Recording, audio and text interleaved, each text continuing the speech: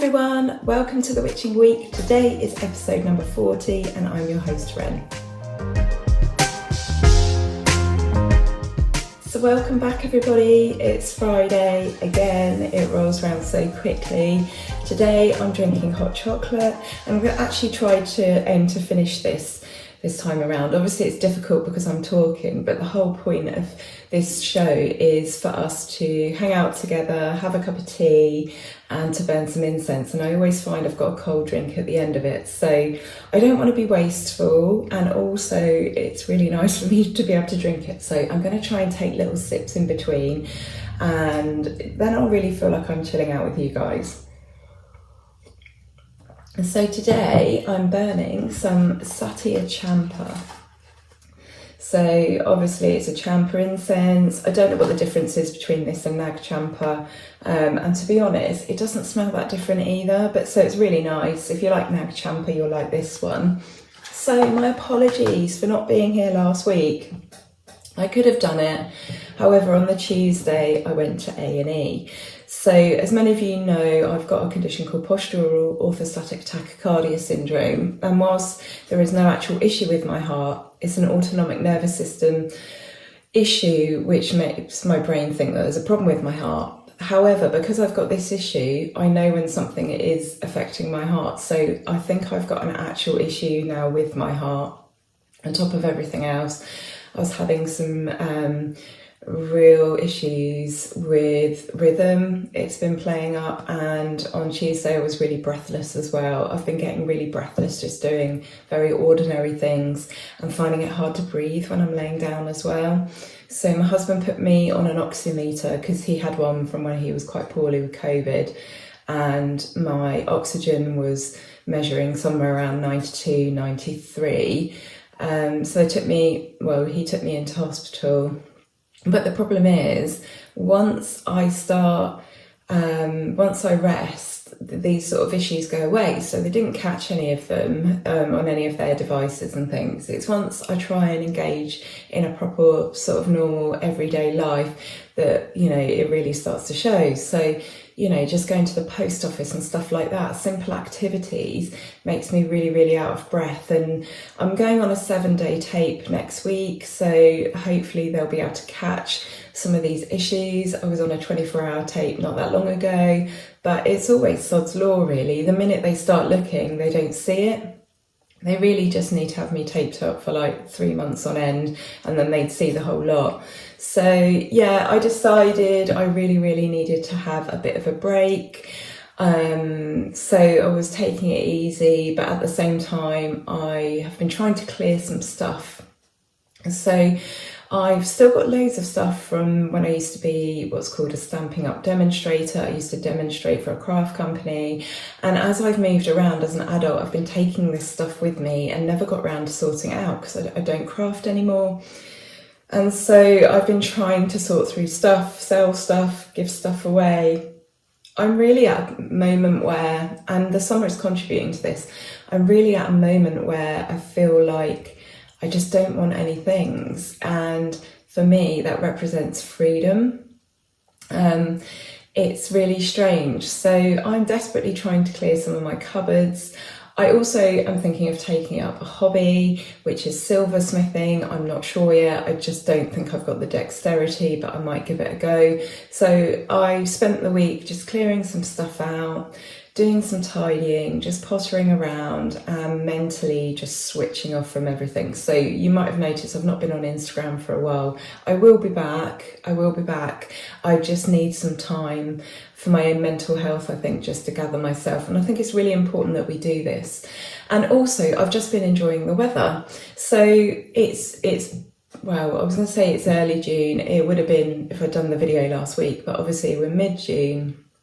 And for over a week now, we've had the best weather. It's been cool at night and hot during the day. And I just absolutely love it. I'm in my element. I'm not getting much sleep because, you know, we're sort of getting to bed later because the days are longer, and then I'm waking up at the crack of dawn. So I'm pretty exhausted at the moment. However, it's been absolutely beautiful. And I spotted this in the week. This really made me laugh. perfectly describes a year in Britain. So January, this is too cold. February, everything is cold. March, I just want to be warm. April, when will it be warm? May, when will it be warm? June, oh no. July, oh, this is too warm. August, no. September, thank God the warm is leaving. October, I miss the warm. November, this is awful. December, help. And those of you who aren't in the UK, who follow me from overseas, will recognise that this is the pattern that we've been going through. So I've done 40 episodes, including this one of the Witching Week now. And I've done most weeks, only missing here and there. So we are probably headed towards a whole year when we get to about number 45, I think, rather than 52, because if you put those gaps in, and you will recognise that this has been the pattern. When I talk about the weather and the seasons and how it's going here, this has very much been the pattern for us in this house. So that really, really made me laugh. So yeah, I've been getting outside. As you can see, I've got a tan, or the beginning of ones. So it's really weird. We have literally gone from cold and wearing, me wearing 3-4 layers, to not being able to barely wear any clothes at all because it's so hot. And it is quite unusual for June. Usually we have this weather sort of further on, July, August, which is when it really starts to get hot, and then we just have sort of warm days leading up to that. It's unusual for us to have started the summer with such a bang. So some of that is worrying, some of that is, are we going to have another hottest summer on record? I suspect we are. Obviously things are changing with the climate, which is not brilliant. At the same time, we have really needed this weather to dry out our house. We could really do with it being continued, to be hot and dry and absolutely scorching. So I've very much been feeling this like cleaning, cleansing, purging energy. In the summer, I feel like there's freedom. And I think that is not being bogged down with loads of clothes, there being more things to do, just being able to be outside. I've literally been living outside. And I feel like in the summer that I want to eat less. I like being on my own, which is weird. I love other people's company as well, but I'm just so happy and content. And the energy is really quite, I suppose it's classed as quite restful at this time of year.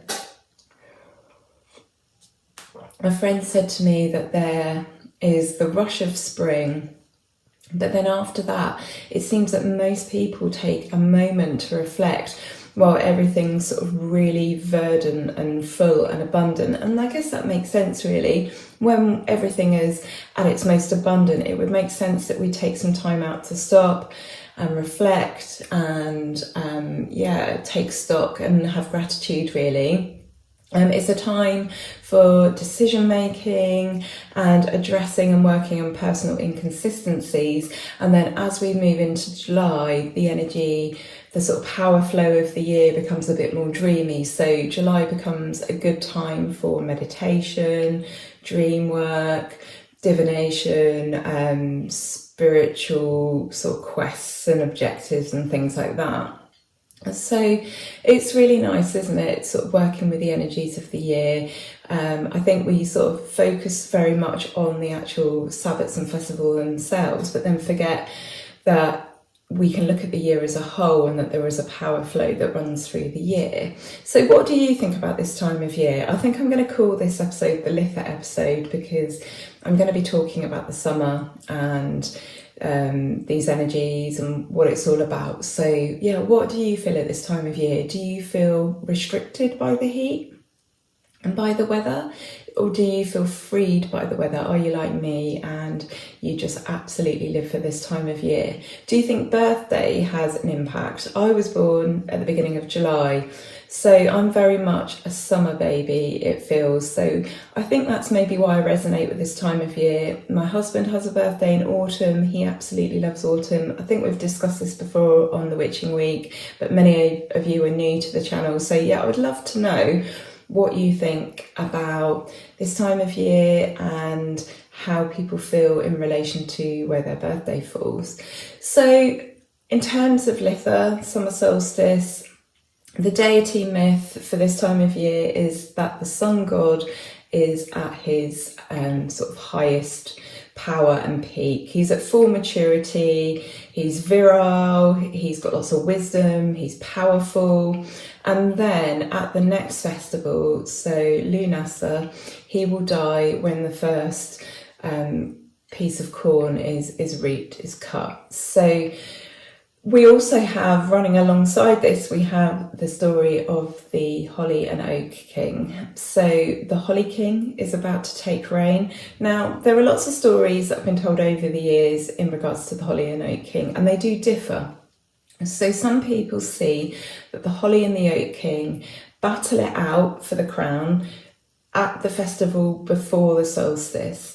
So that would be Beltane. So some people see it that they've had their fight at Beltane, and then the Holly King will take the crown and begin to reign from the solstice onwards. Other people prefer the version that they actually have the battle at solstice and then they are crowned at solstice, or the oak, well, yeah, whichever solstice we're at, the Holly King or the Oak King. So the Holly King in this instance, because we're going to be going into the darker part of the year.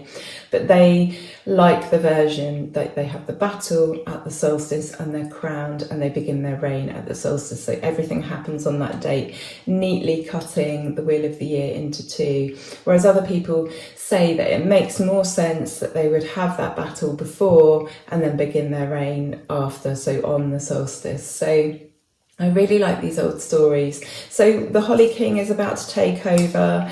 So Litha is really bittersweet, isn't it? Because although we're at this peak time of energy and sunlight and warmth, it's bittersweet, isn't it? Because the days are going to start drawing in, and it's hard to celebrate when you're thinking of this. However, we do obviously still have quite a long time before we really start to notice that. And in the UK, it tends to be that we really notice it in the evening. So August can be very, very hot, and then you have the darker evenings. And I really like those days, and they really remind me of childhood.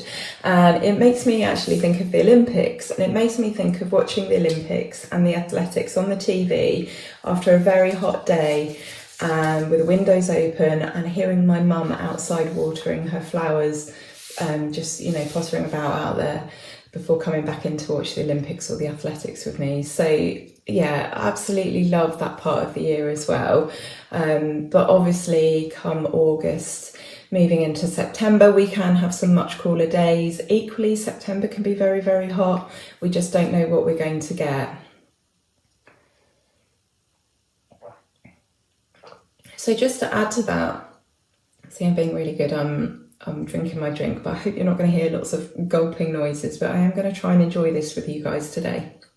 So alongside that, we have birds that are connected with the Oak King and the Holly King.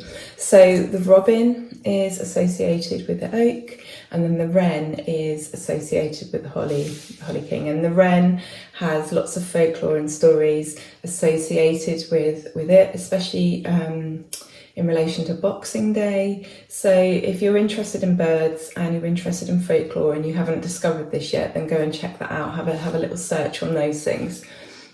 So in terms of Litha activities, we spoke about this in a couple of episodes back, but it's next week, so I thought it would be helpful for you to have this information in case you're not organised yet. There's so many things that you can do. I think this is possibly one of the easiest Sabbats to celebrate. Not easiest if you need your sleep and you want to get up and observe the sunrise, because obviously that happens really, really early. But just in terms of being outside, it's much nicer, and there's just lots of gentle activities that you can do, very inclusive of children. And yeah, I just think it's just obviously such an easy part of the year, and it's an easy Sabbat to follow, really. So you could clean and decorate the altar, you could make a flower crown, have an outdoors party of some kind, so like a barbecue, stay up all night, have a solstice breakfast, do some gardening. You could do some yoga, so some sun salutations would be perfect at this time of year. You could make sun decorations from slices of dried oranges. So oranges are obviously abundant at this time of year. Put them in the oven, dry them out, and then put them aside for Yule, and then put them on your Yule tree. So it's a lovely activity that takes you from one solstice to another solstice. You could buy or make a sundial. Any sun-related activities are obviously going to be relevant. You could make a bird feeder. So this would be some preparation for the sort of the darker half of the year. Obviously, there's lots of dry materials about. You could make a bug hotel. You could make a sun catcher. You could make sun-related foods. So you could make some sun-shaped cookies or biscuits. You could go fruit picking. There's a lot of that going on, obviously, in the summer. We're going to try and go and pick some strawberries soon. So we did lavender fields last year for my birthday. This year for Father's Day, which is this weekend in the UK, we're going to go and pick some strawberries locally to my mum. She said that last week, because the weather's been so unusually good, it was absolutely packed, and by the sounds of it, people took all the strawberries. But hopefully there's, you know, obviously there's been a week since then, so hopefully there'll be some more for us to pick, but we'll see.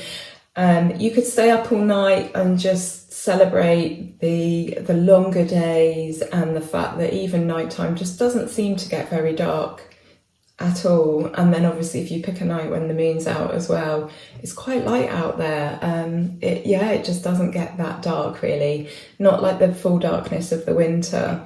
You could make a pledge to Mother Earth, or indeed you could do this to honour the sun and pledge that you're going to do something or make some sort of environmental change. So pledging yourself in service to the earth or to the sun is an absolutely lovely way to celebrate the summer solstice. And you could pledge that next year during the summer you're going to go and volunteer somewhere. So like around here we have lots of bird conservancies and things, owl centres, stuff like that, lots of gardens.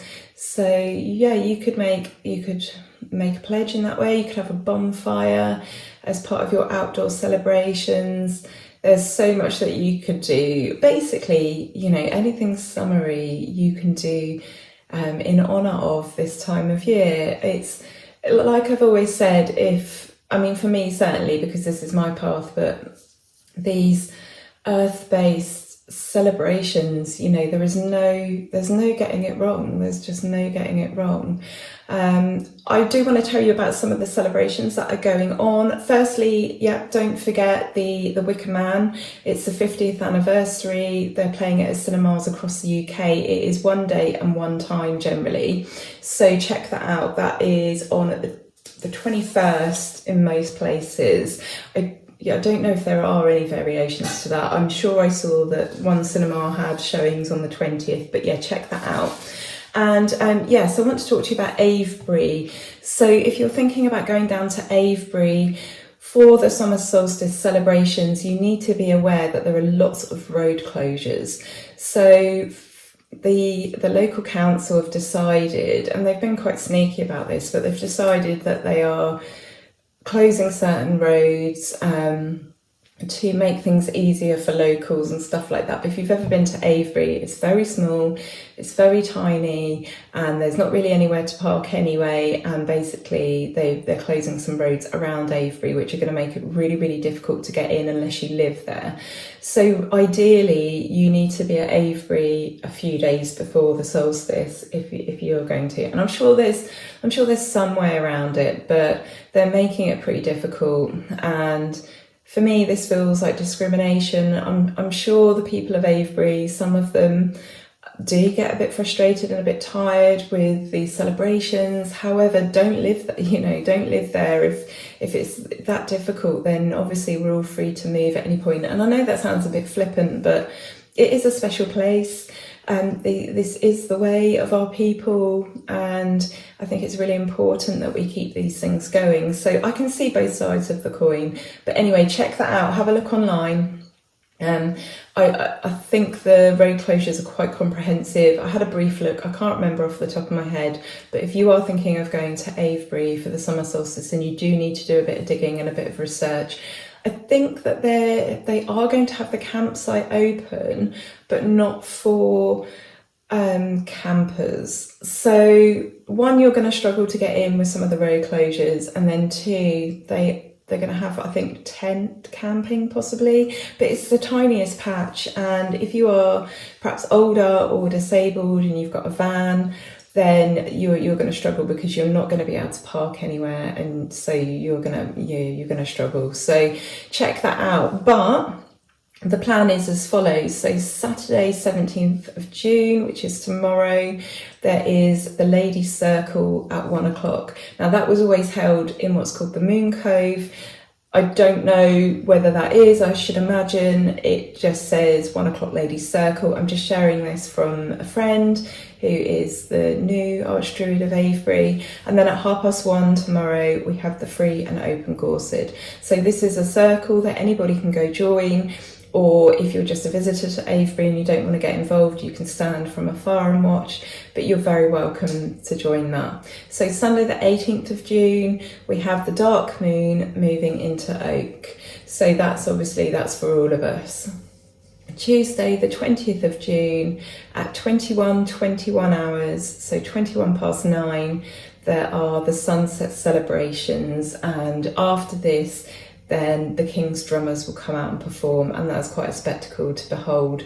So you're standing in the middle of the stones, there are people with torches that are lit, the sun's gone down, and the King's drummers, who are usually dressed up, they're drumming. It's absolutely beautiful. Then on Wednesday the 21st of June at 4:48, there are the sunrise celebrations. Now I did actually question this time because 10 to 5 doesn't seem that early. However, I'm sure that time is in relation to the next time I'm going to give you, which is astrological solstice, and who am I to argue with a druid? And 4:48 is still very early in the morning.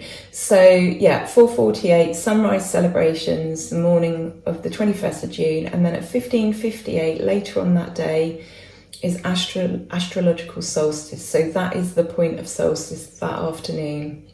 So I know many of you will be at work, some of you will be getting ready to go see the Wicker Man. My husband's going to be at work at that stage, and yeah, that's when it happens. So if you don't manage to do sunset the night before and sunrise that morning, celebrate that afternoon/evening. You know, the celebrations go on for a couple of days. At Glastonbury, at the Chalice Well, the Chalice Well Trust have an event on. They are going to be opening their gates at 6:30 in the morning. It's free to get in up until 12 o'clock. They have their fire ceremony at 7 o'clock in the morning. So my husband and I did this recently. We went and jumped over the fire into this next part of the wheel, and they have refreshments on hand from about 6:30 onwards, so when they open the gates. So if you're near Glastonbury, or you're planning, you want to plan something to do, they have something on at that time in the morning. So this gives you free access to the Chalice Well and the International Peace Gardens. So it's really, really worth it. Once you're in the door for free, that's it. And then after 12 o'clock, they will be charging people as per normal to get in. So lots going on this week. Busy time of year. I've definitely noticed that everyone is busier. People are busy with their families, doing their own thing. This is reflected very much in people's online presence.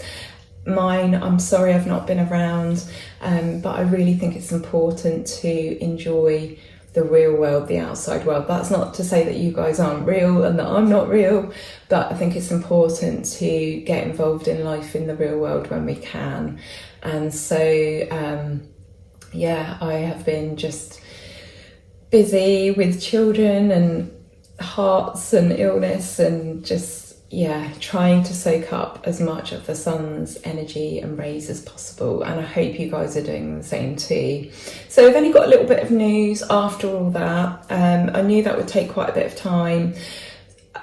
I want to talk to you about Carnac. So some of you might have seen, those of you that have started following the Wild Hunt, which I recommended, will have seen an article about this, but it has been featured on sort of several news sites, but it hasn't been major news, but it probably should be. So in Carnac, in France, Brittany, there were 39 standing stones, or menhirs, that were destroyed. So they were removed When I say they were destroyed, they were definitely taken from the site. I don't know if they were just completely destroyed or what's happened to them, but they have been removed to make way for building stores, supply stores. So in the UK, that would be somewhere like Wickes or Juice and something like that. So a building supply store. They were 7,000 years old, and whilst they apparently weren't originally at that site, they've been moved from somewhere else, and local government has said that their site was not historically important.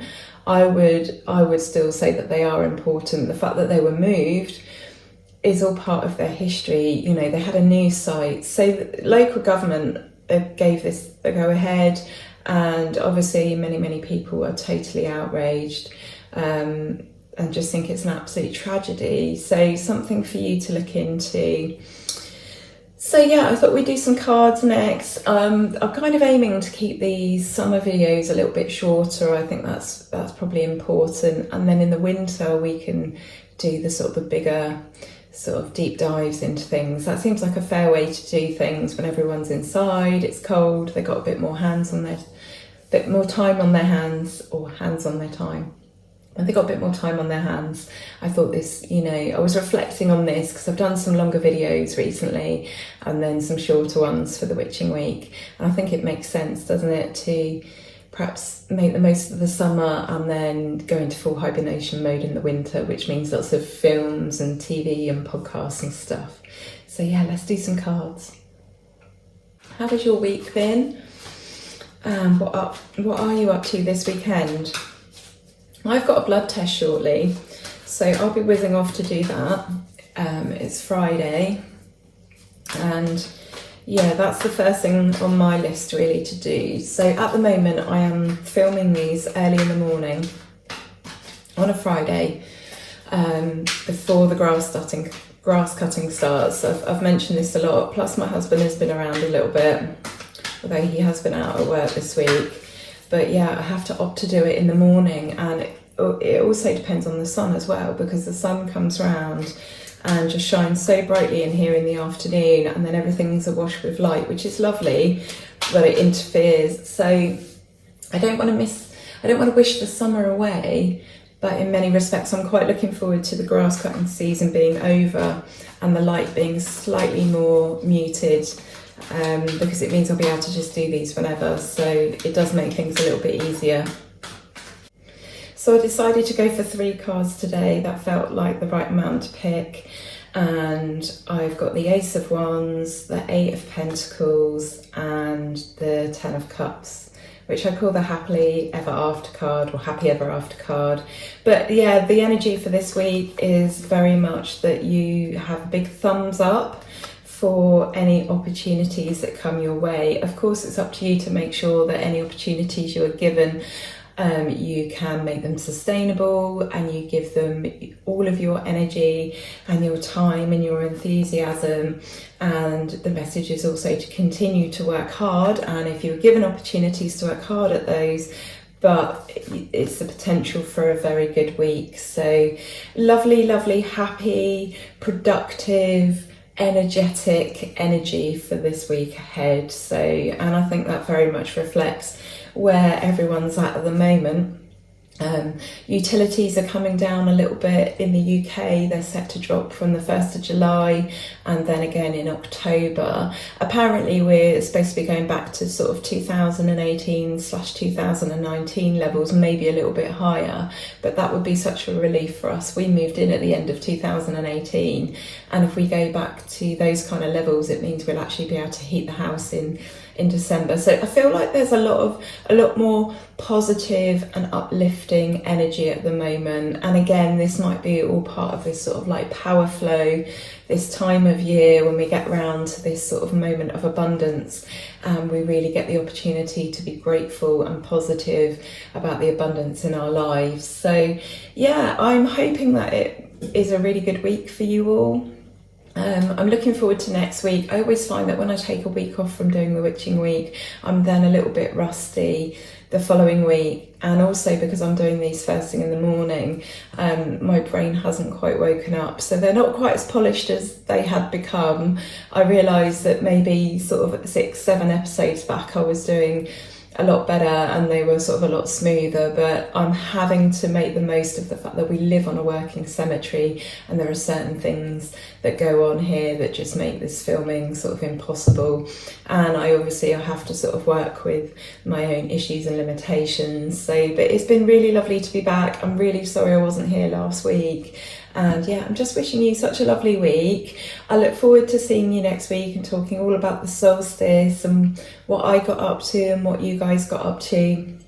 I am going to go and see the Wicker Man, hopefully. So I'm really looking forward to telling you about that, whether it's different, whether it was the same. I don't know if it's just that the picture's enhanced or whether there's going to be some missing scenes or what. But I'm really looking forward to that, and I'm going to sing the whole way through it. So I'm really, really sorry. I put my apologies out to the general public. If you happen to be sat next to me when I go to see that, I am going to do your head in because I am going to sing. So yeah, let me know what you're up to, what your plans are. Tell me about things that you've seen and things that interest you. I have been a bit behind on comments recently, just again because I really needed to take some time out, and I am a content creator who is going to do that. I am going to take time out when I need to, but I expect you guys to do the same. Don't live your lives online. Like I said earlier, it's really important to get out into the sort of the real world and actually have some experiences. Otherwise, like for me, I wouldn't have anything to talk about if I didn't use some of my energy instead to go do those things, and then that way I can give you guys all the information, and then hopefully that will enrich your lives as well. So yeah, have a wonderful witchy week. I'm sending you all my love and blessings. Take care of yourselves and each other. All right, lots of love for now. Bye.